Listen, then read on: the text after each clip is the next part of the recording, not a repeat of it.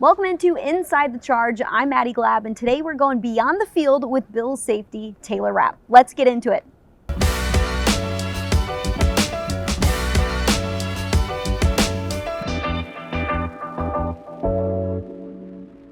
All right, Taylor, thanks for sitting down with us today. Appreciate the time. You guys are back for phase one off-season workouts, which is always fun to see everybody back in the building. But you recently re-signed with the Bills on a 3-year deal. Why did you want to continue your career with the Bills? Yeah, I mean, I think it just goes back to last year free agency. I signed a 1-year deal, and after spending 4 years with the Rams and kind of just coming here on a 1-year deal and kind of feeling out the organization, the culture. And just trying to find the right fit. And I thought last year in free agency that it was the right fit. And, I was forever grateful for coming there last year and making the decision to sign the 1 year last year. And, I felt like I fit right in. I fit the DNA of this organization, this culture, this locker room. Really, really love it here. Wanted to be a part of something special as well, and that's why I signed back here on a 3-year deal. There's a lot of special guys on this team like yourself. You say you fit the defense and the DNA. The opportunities this season rise as well without some safeties like Jordan Poyer and Micah Hyde is still unsure if he will return. How do you view those opportunities that you have this season? Yeah, I mean, obviously, like you said, there's going to be a lot more opportunities for me individually. First, I just want to say, I love Micah and Poe. Those are my two brothers. Like, I can't say enough good things about those guys, man. Like, when I came in last year on a 1-year deal, both those guys took me under their wing right away and, loved me like a brother, teammate, all that. They're just two of the most, special human beings, teammates that I've ever spent my time around. Just the way they go about their work, go about their day, go about the preparation, go about the practice, go about film study, meetings, walkthroughs, practice. How they handle their bodies. They're family men too. The husbands they are, the special human beings that they both are. I couldn't be more grateful. Like I said, to come here last year on the 1-year deal, last year at free agency. I wouldn't have, changed it for the world. I tell people all the time, free agency didn't pan out the way I wanted to last year. And I wouldn't trade it for anything. I wouldn't trade it for the biggest contract, biggest deal last year, just because of the invaluable experiences that I was able to learn last year. Battling through adversity, stuff on the field, stuff off the field, just made me a better person, better human being, better football player. So forever grateful for those two, love those guys. I can't say enough great things about those guys, but, like you said, it's a lot more opportunities for me, and I'm ready to step up to the plate and excited for the opportunities for sure. I know a lot of fans are going to miss Jordan and Micah, but they're also really excited for what you can do and what Mike Edwards can do. And it wasn't just Jordan Poyer. The Bills lost a lot of veteran players in free agency this season. Phase one of off-season workouts are a great time to team build and get to know each other. How do you team build during this time? Yeah, I mean, the coaches talk about it all the time, and really this phase one, the goals of phase one is obviously get bigger, faster, stronger in the weight room, but also in this phase one, also learn to football and get our football IQ up. But really in this phase one, I think that the most important thing is everyone getting back in the building and really building the culture, building the team, getting to know everyone, getting to know all the new faces. We got a lot of new faces, staff, players, locker room. Really just getting to know, build this culture, build this team from ground up, because we're in this part of the phase one, we need to build the base and, build the culture that everything is going to, drive off of for the rest of the season. So, the most important thing in this phase one is, everyone getting together, connecting. Actually, tonight we're going to, Coach Joe Dana, safeties coach, he's hosting a DB dinner tonight. So that's just, DBs, they've had this tradition for many, many years. I mean, a lot longer going before last year, but they go out to dinner during the season every Thursday. So it's just really building that family atmosphere and building the culture here. So it's that's what phase 1 is really about. Phase 1 is also about getting your body back to where it needs to be ahead of OTAs and mandatory mini camp and training camp. I know you guys do a great job of when you're in the off season, truly in the off season, wherever you're living at, of working out and staying in shape. But I feel like you take it to the next level. What does health and wellness mean to you? Yeah, I mean, I wouldn't say I take it to. I think everyone's different. Everyone feels like they know what they got to do in the off season to be prepared for the season, get them ready for the season, and I think that's just part of my mentality my whole life. I feel like I've had that underdog mentality of just outworking everyone, just knowing to put in the extra work, and it's really like the underdog mentality of just like Taylor Rapp versus the world, and having that mindset, and everything that I do is intentional in terms of my work, the way I eat, the way I take care of myself, the way I take care of my body, the way I'm recovering, the way I'm sleeping. So everything's calculated, very intentional, methodical, and it just goes back to that mindset of just putting in that extra work. And there's always can be someone trying to outwork you and stuff like that. So it really just goes back to that mentality and mindset for sure. I want to dig deeper into that a little bit, because you hear about players who make it to the NFL, and you make it to the NFL based on your skill set, but you stay in the NFL based on the 1% to 2%, whatever you want to put on that, on what you do outside of the field. When it comes to the mental health, when it comes to what you can do to your body and taking care of it, what you put in your body. How do you take care of your body? Yeah, I mean that would be a long answer. Let's go. I don't know. Let's get into it, Taylor. I mean, I think it just goes back to like just being mindful and very aware of, like you said, what you're putting into your body. Everything.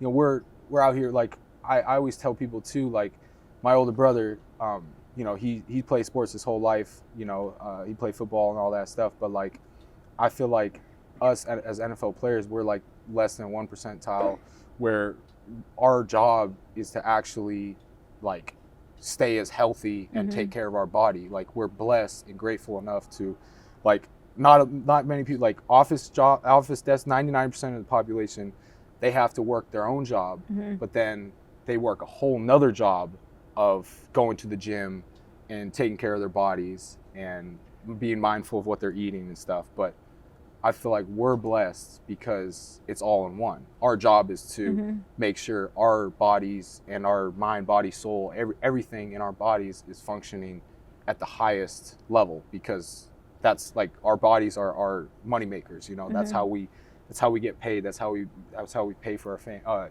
take care of our families, all that. So it just goes back to that, And when you look at it from that perspective, it's like our bodies are high, like race cars, and everything you put inside of it, you're feeding your engine, you're feeding your high race car engine. And so when you look at it that perspective, it's like, why not everything you do every minute of the day, every decision you do, everything you put in your body, how you take care of yourself, every decision you make throughout the day should be geared towards the end goal of making sure that your body and your engine is operating at the highest level.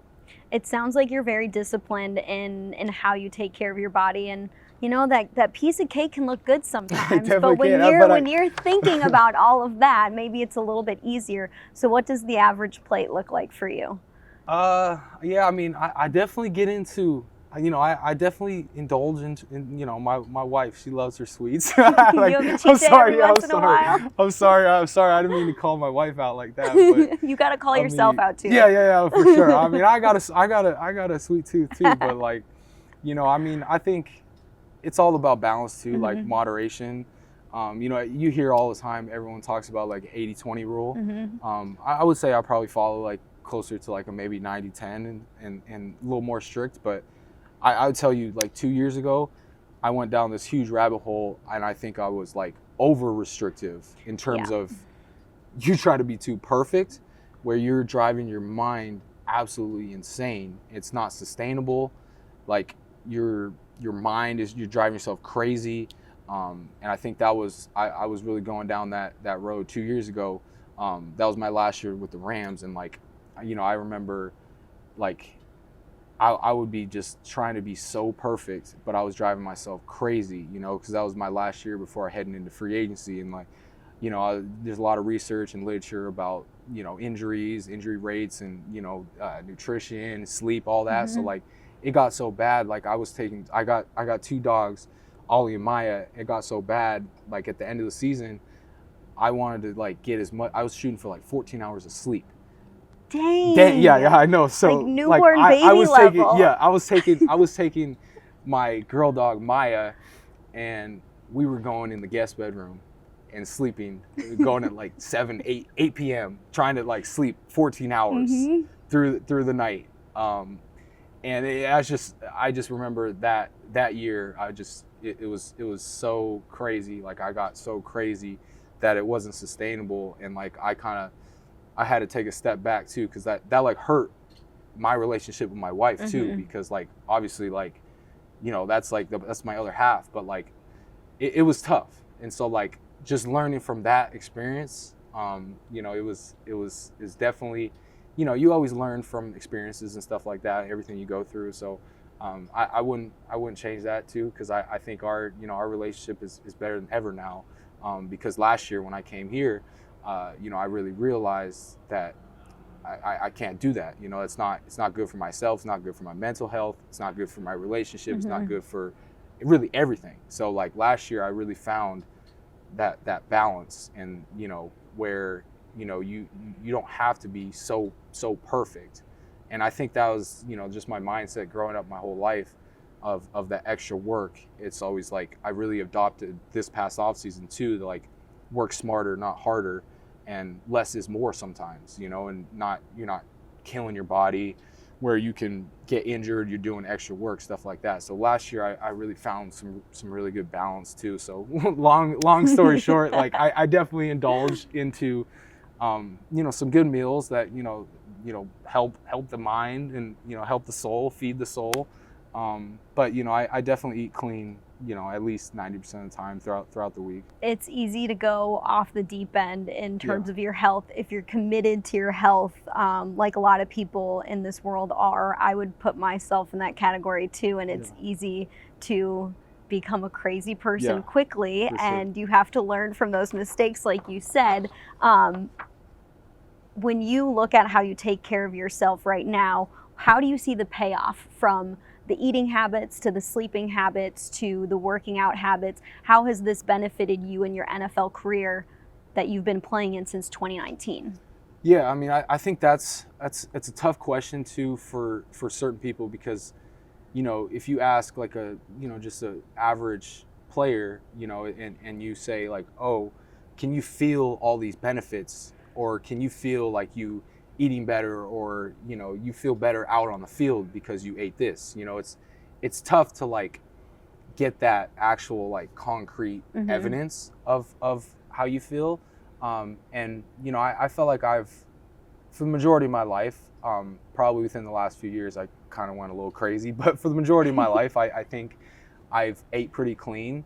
And I definitely learned in college too how to feel your body, with the high demands of our workouts, our practices, all that stuff throughout the year. So I've definitely learned, and I felt like I've I just probably every year or so there's little areas and that you can up the ante and up the take it up a notch and stuff like that. And like I'm huge into like these little biohacks and like little stuff, like I've heard of red light therapy. Like I have a big red light panel at home, so I do like they got a big red light bed here. Just like little life hacks like that, like little biohacking that you do. I guess now you're able to afford those things and stuff like that. True. But like you said too, that 1 and 2 percentile of stuff that you can gain the extra slight edge on your opponents and stuff like that. Like I'm obsessed with that stuff, and like sometimes a little too obsessed. But I have gotten a lot better for sure. What are your non-negotiables? What are the things that Sleep, Taylor for sure. Rapp is doing? Sleep. What like, can't you live without? I think sleep. I need at least 8 hours every night. Like if I'm sleeping less than 8 hours, like that's another thing too. I drive myself crazy. I used to have the Aura ring, Yes, the that sleep tracks your tracker, sleep. and I had to stop because it would drive myself crazy. If you didn't like, get 8 hours, I would wake up in the morning and I was like, oh, 7.5 hours of sleep, or it's like it gave me a bad sleep score, and I would be like, it would mess up my day. Yeah. So I had to stop that. But like I just get so obsessed with that. But like I definitely say like sleep, and then probably just like eating clean and like good nutrient dense meals throughout the week. And like I cook a lot on my own and stuff like that. Like you'll see me like guys make fun of me all the time. Like during the season, we see it. I bring in and my where do meals. You go? So yeah, during the season, Wednesdays and Thursdays, I like meal prep on Tuesdays are off days, which is like kind of like a Sunday for I guess normal population. So like I cook up a bunch of meat, some like sweet potatoes and stuff like that. I put them in like glass Tupperware, bring them in here every morning, put them in the fridge. And then right after practice, first thing, you guys see me all the time. You guys doing barefoot here. walking out. Barefoot walking, getting some, just a little decompression. Just, they say walking after you eat too helps a little digestion. So just trying to, time out your days and make it as efficient as possible. And I mean, the cafeteria here too is great. I think I'm just such a, like, I'm crazy psycho that I need my own thing sometimes, and to know that I'm like dialed in and stuff like, and like it gives me peace of mind too during the week, and like just knowing that like all that, it's just like watching film, knowing that you put in all that extra work, you feel good on Sunday when you're out there with teammates and you're communicating with all your teammates. You know exactly what's going on. What your opponent's going to do. It sets your mind at ease when you have done all the extra work and all the extra stuff that will get your body to feel as good on Sunday as possible. So like I do it, it helps my mind set at ease for sure on Sundays and throughout the week.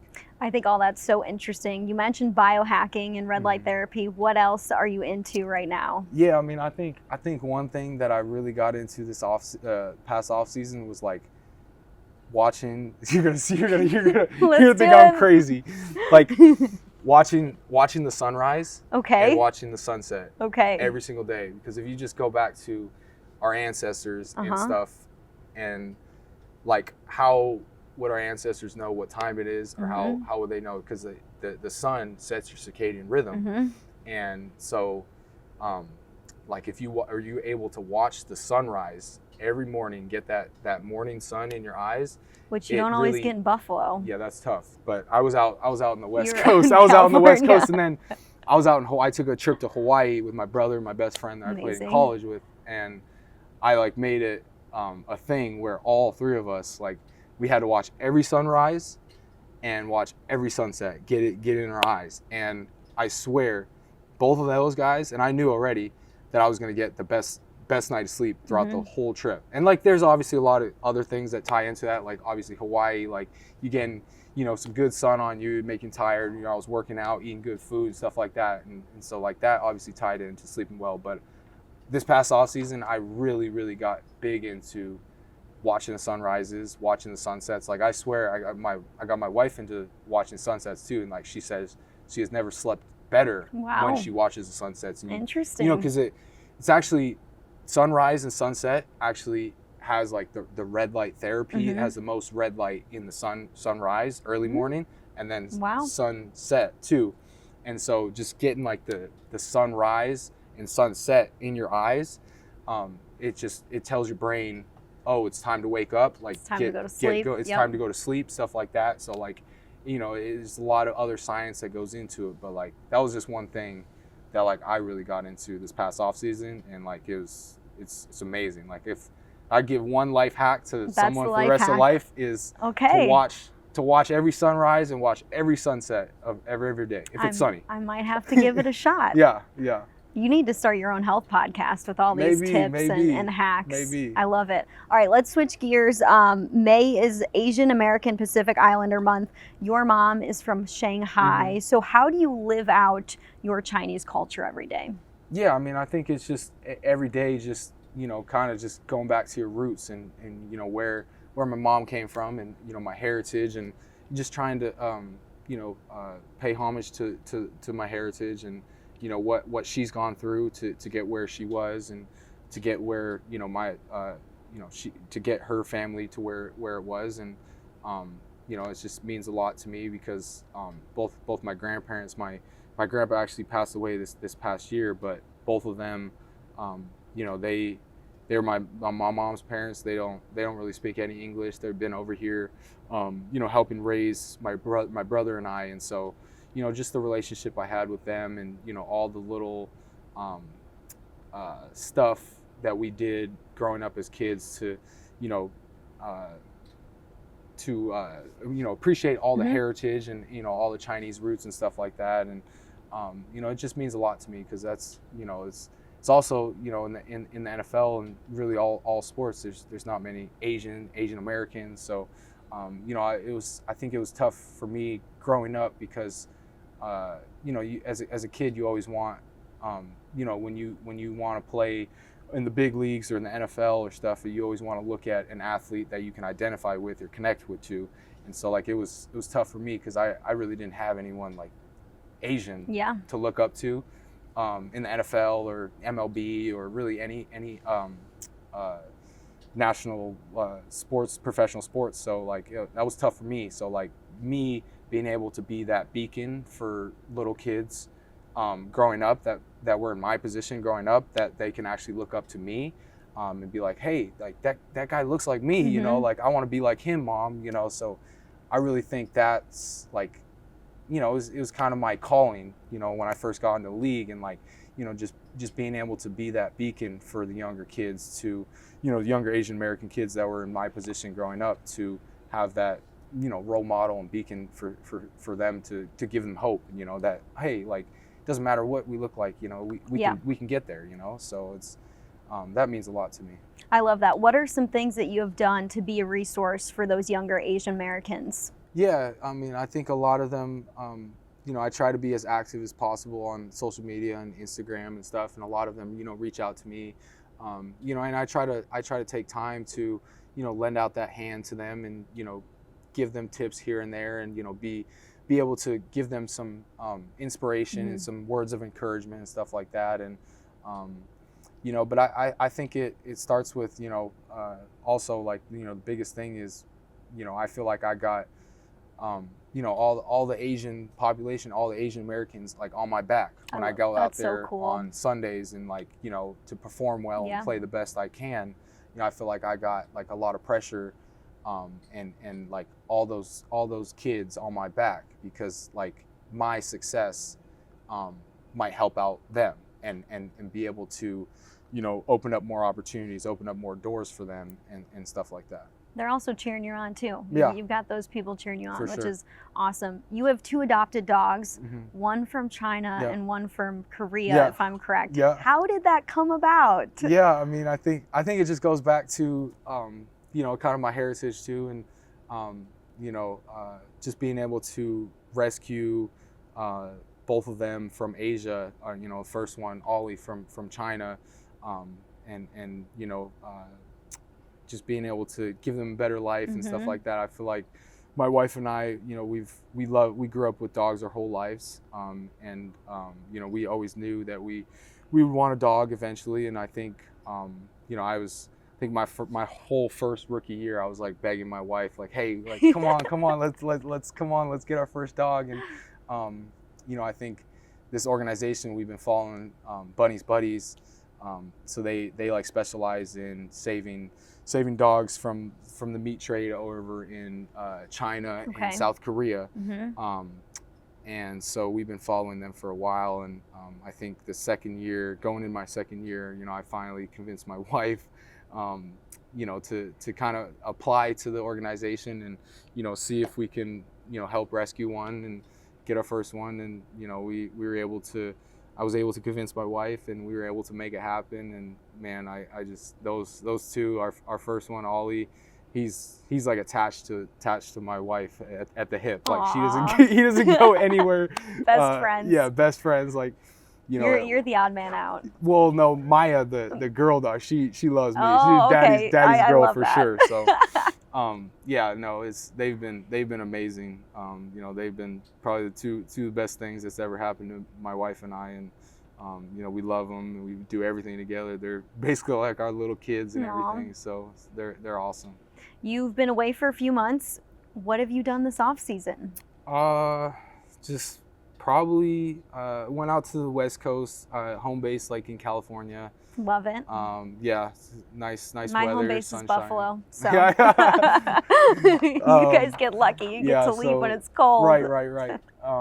You know, and just kind of spending some, you know, first few weeks, I think, after the season's always tough. You know, you kind of get into a rhythm, and obviously you're, you know, grieving about how the season ended and stuff like that, and just kind of get into a rhythm. But I think really this, in the off season, it's so short, so you really just trying to spend more mindful time, you know, especially my wife and I, because really, like, during the season, we don't really get to spend a lot of great time together. Yeah. You know, we started a thing where we go out to dinner on Friday nights and stuff, and you know, we were able to get out of the facility early on Friday, and we were able to spend the afternoon and evening with our families and stuff. So, you know, just being more mindful and you know, intentional about spending good quality time together.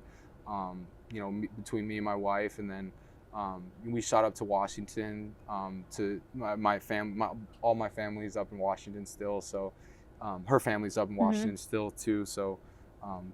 We shot up there for a long weekend for a week, and we just spent a lot of time with family, friends, and you know, ate some good food, spent a lot of time connecting and reconnecting, and I went out to Hawaii for a week or two with my brother and best friend, and that's like, we've been doing that trip, all three of us together, for I think ever since I've been in the NFL, really. Oh, that's really cool. Yeah, it's like a mandatory annual off-season trip for all of us, because for me it's perfect too. After the season and then before OTA starts, it's like a really good recharge of the mind, body, soul, and just getting the body right, getting the mind right for, you know, the long season and OTAs and everything. So it's been great. So that's kind of what I did in the off season for sure. And now we're back here working out, getting ready for OTAs right around the corner. All right, let's finish it up with a couple rapid fire questions.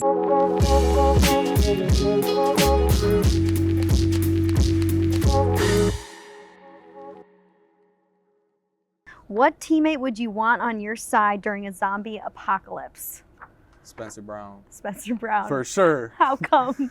I mean, he's a big dude. Yep. And I mean, he's into like all that outdoor stuff. He loves hunting and stuff. So I mean, I think he would be the perfect fit for a zombie apocalypse. Okay, I think that's a good choice. Name a Buffalo Bill that makes you laugh. Oh man. Damn. I was gonna name an old one. Current one. The current one. I mean, we got a lot of jokesters. I'm trying to think of the best ones. Probably not rapid. It's okay. I don't know. We may have to come back to that one. Okay, that's cool? Okay. We can come back to it. Yeah. Name one weird hobby that you have. Oh, that's probably like grounding. Grounding. Yeah, just barefoot? walking barefoot. Are you and Matt Collins besties yet? Yeah, we are. We have conversations all the time. I was gonna say he's crazy. He's crazy. But yeah, I like grounding. I probably got into it a few years ago and stuff, and there's some decent amount of literature and science that goes behind it. So it's one of those things where it's tough to measure the effects and changes. But, yeah. It's definitely good for the mind, I feel like, you know. If you're for it, you know, all good. What's your favorite cheat meal? Oh, pizza. Pizza. I love pizza. I'm a big sucker for pizza. What's on your pizza? I mean, there's a few different routes I can go down. You know, I think my wife and I, our favorite has been like a Hawaiian style pizza. And yeah, pineapples do belong on pizza. Ooh, hot take. hot take for sure. But no, we actually add some like bacon, and then like add some like Frank's Red Hot sauce on it as well. So that's kind of been our favorite. Okay. But yeah, there's a lot of different routes you can go down. I love all pizza. Okay. Me And too. bread and cheese, I love. Like, that's what I can indulge in for sure. He's usually gluten free. Yeah, I'm just for kidding. sure. I'm just kidding. What's your favorite TV show? I would probably say, I mean, my wife got me into this, but her favorite TV show is Friends. Oh. And so I feel like ever since we've been together, that's Nice. like, it's always us on in the background. It's just like a filler show. Yeah. It's always on in the house. What's something you got to do on an off day? Oh, I got to do on an off day.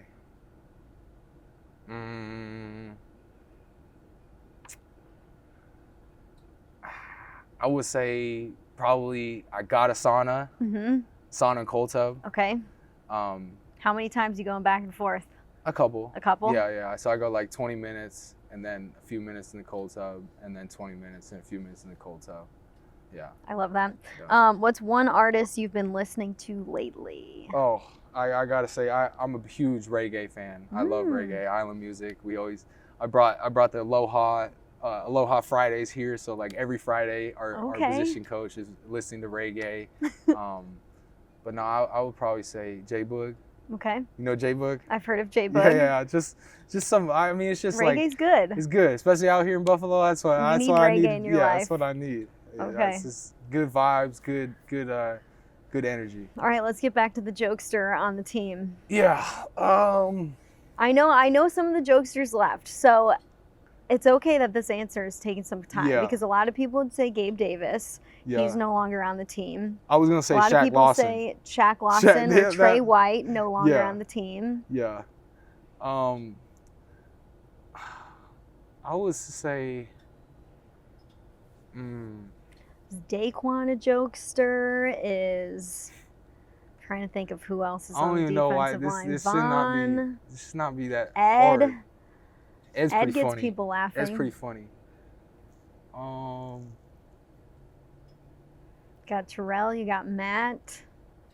Those guys are too serious. They're about too ball. serious. They're about ball. I don't even know. I feel like we don't even have like a designated jokester. So this year is gonna be the a new year jokester where we find is gonna a emerge. designated jokester. Like I think can't that's even an think okay about answer. one. Yeah, I think that's an okay answer. I feel like we lost all the designated jokesters from last year. I'm I'm sorry. sorry. I'm totally fine with that answer, and I think fans will be too, because usually the guys who get named are no longer on the team. Yeah, for sure. Am I forgetting anybody, guys? Can you think of anybody? Vandy? Oh yeah. Ryan Vandy. I'll say Vandy for sure. Right? Okay. Yeah, for sure. Vandy's gonna step it up this year. Yeah. Ryan Vandemark, the jokester of the team. Yeah. I love it. I like that one. Taylor, thanks for sitting down. Yeah, thank you. Talking about life, talking about health and wellness. I love talking about that, so hopefully fans will enjoy that conversation. And yeah, hopefully they don't think I'm too psycho. You're an NFL player. It's okay to be psycho. Yeah, you got to be psycho about some things to be able to play the sport that you guys play. For sure. It's awesome. Well, we're excited to see you on the field this season. Yeah, thank you. Awesome.